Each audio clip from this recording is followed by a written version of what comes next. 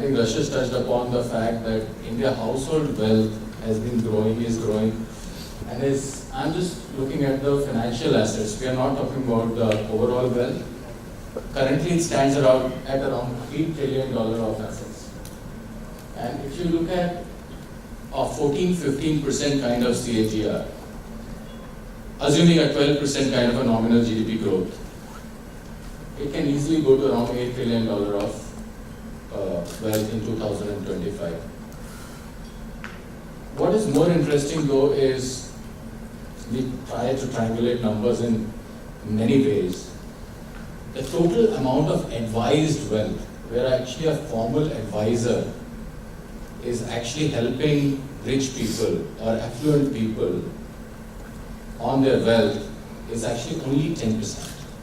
So out of $3 trillion, only $300 billion of capital is today advised. So assuming a slightly higher penetration from 10% to maybe 15%, this number can easily go 4 times. Globally, in China, this number is around 25 to 30%. In US, this number is close to 70 to 80%. Advised wealth as a percentage of total household wealth in US is 70 to 80%. Actually, yeah, demand is not a constraint.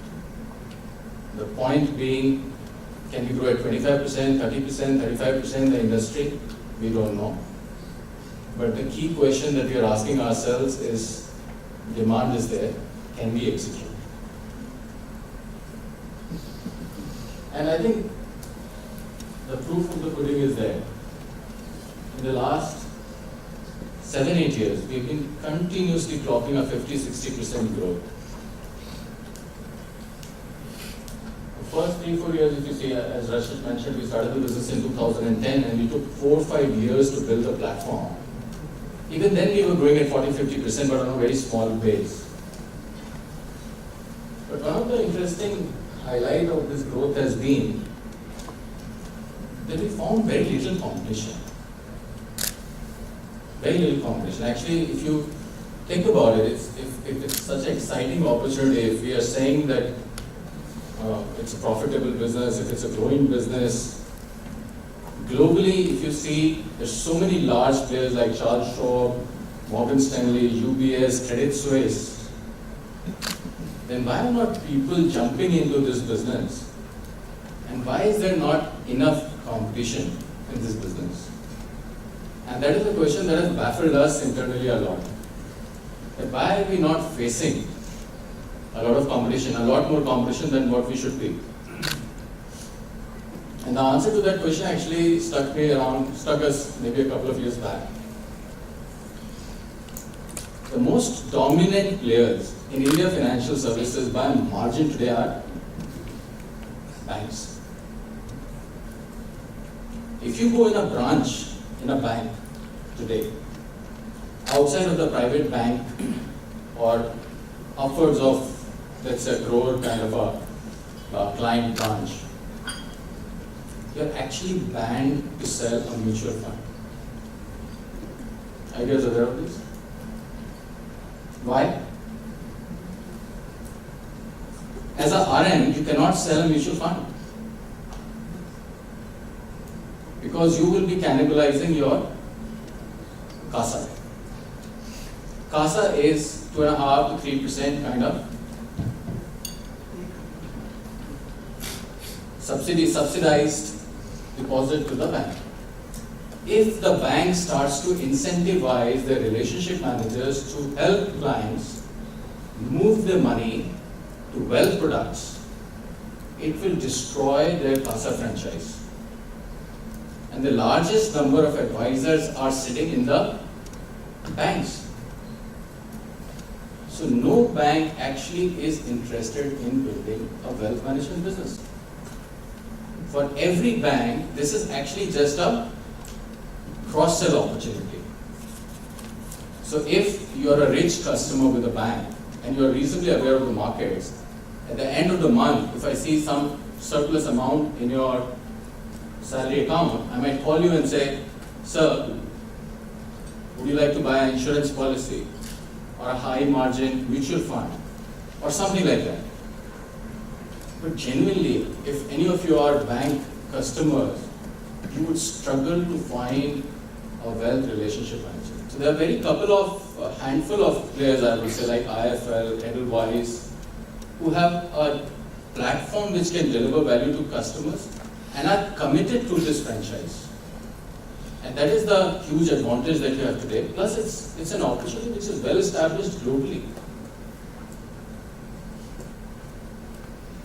And we have seen operating leverage having started to kick in. A couple of years back, we were at 90% cost to income. Today, we are around 65%. As we grow, as we scale up the assets, we think it can easily come down to 55%. What we track very closely is a PAT yield on assets. At around 100 lakh crores, at around 1 lakh crore, we are tracking around 15 basis points. We are hoping that we should double our assets over the next 3 years, and hopefully we should be closer to 25 basis points of PAT yield. What is the differentiator? Like every business that I think we have talked about today, more platform-led than people. More Charles Schwab than a Merrill or a UBS or a Credit Suisse. Big difference being, clients are more married to the platform. More value is delivered through the platform than through the relationship manager. A lot of people know about our ultra-high net worth practice, where we have around 75,000 crores of assets. But a very interesting part of our business is our affluent business, which is around 22,000 crore of assets. Smaller assets, higher yield, higher profitability. A lot of clients who have ESOPs. A lot of people like us with 5-10 crores kind of net worth, which has got created by working in financial services, working in companies like ITC, Reliance Industries. Wealth has got really now more and more democratized vis-a-vis earlier days. And these people seriously lack advice because they don't have anybody who has reached out to them. Most of the wealth outfits today are still very, very focused on people upwards of 25, 30, 40 crores of net.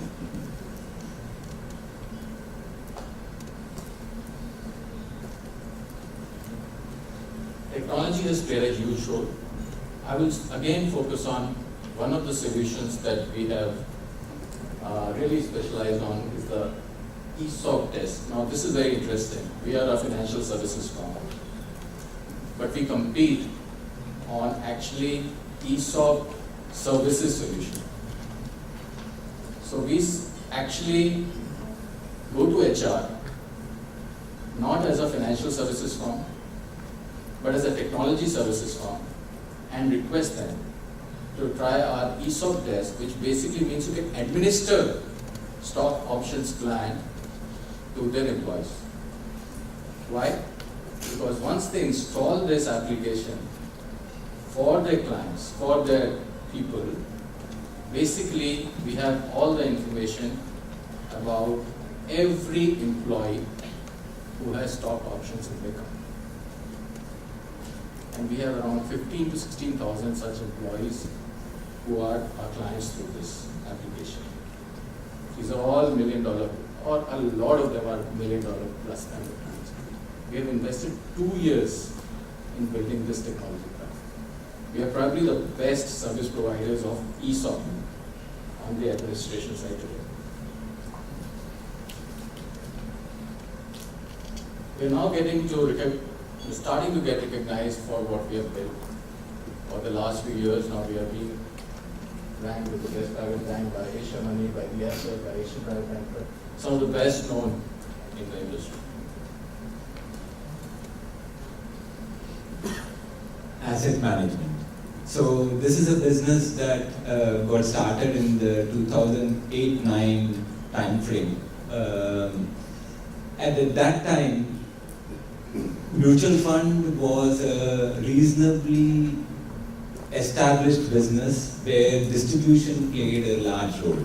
And we decided to focus around alternatives. And And in alternatives, typically clients needed some expertise that they were looking at the manager to provide. And the primary expertise at that time, because the stock markets were reasonably chalky, the primary expertise that Edelweiss had an established track record around was credit. And so that is where we started our alternatives journey, which is in 2009. And our first fund was around $230 million, all institutional.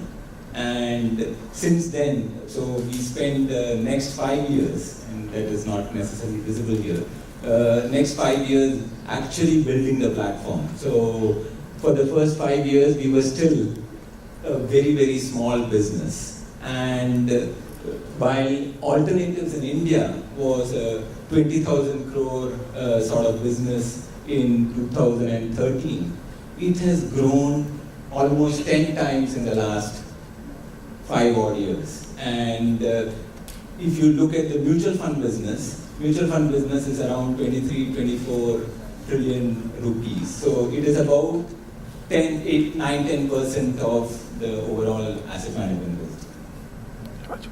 Of course, alternatives also has a whole bunch of international capital that comes in. It does not come in through AIFs and things of that kind. That is a similar number of another 2 odd rupees. Yeah. Alternatives is globally, and if you look at market size and the profit pool, they are around 15% of the total assets is in alternatives globally. But the profit pool is almost 40%. I can actually give an example of Blackstone and BlackRock here. So Blackstone has probably around $400 odd billion of assets, and their yearly profits is close to $3 billion. Whereas BlackRock has around $5 trillion plus of assets, and their profit is around $5 billion. So 10 times the amount of assets, but the profits are maybe slightly less than 2. But the more interesting part though is BlackRock has one of the larger alternate practice. So BlackRock also has around $100 billion of alternate assets. And that alternate assets actually contribute 25% of their profitability. So whichever way you slice it, alternates globally as an asset manager has to be a very core part of your profit pool. In India also, we do believe that over the next 7-8 years, this industry to grow, and it will, from becoming a 10% of the overall assets under management, we expect it to go all the way up to 25%. And profit pools will get to the 40-50% of the overall market.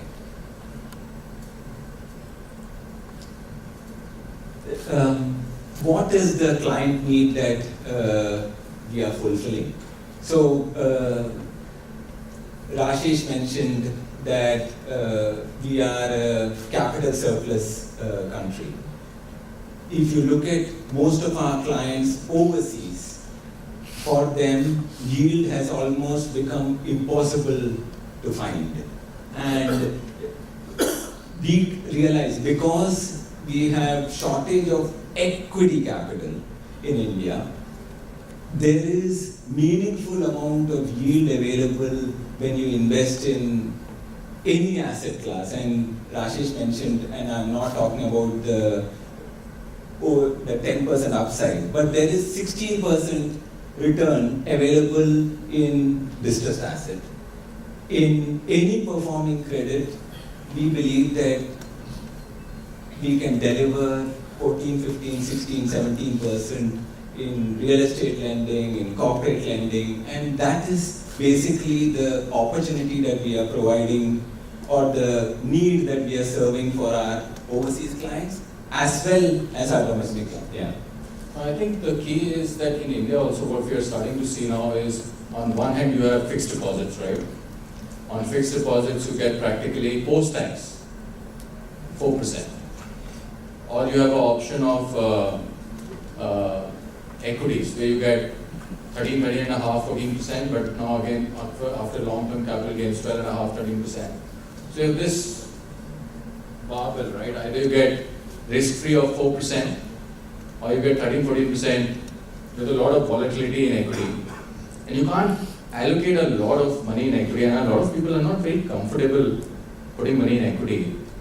So if you go to a lot of customers, they want something in between. And we were actually quite surprised by this need, and our initial thesis was that India is a very risk-averse market. Very difficult to raise long-term money. This has been our belief. In fact, we started with this hypothesis that we cannot raise anything more than 3 years in India. So we only raise money offshore. So our whole strategy till now has been raise money offshore in private markets. We launched a fund called Yield Plus in India in January 2018,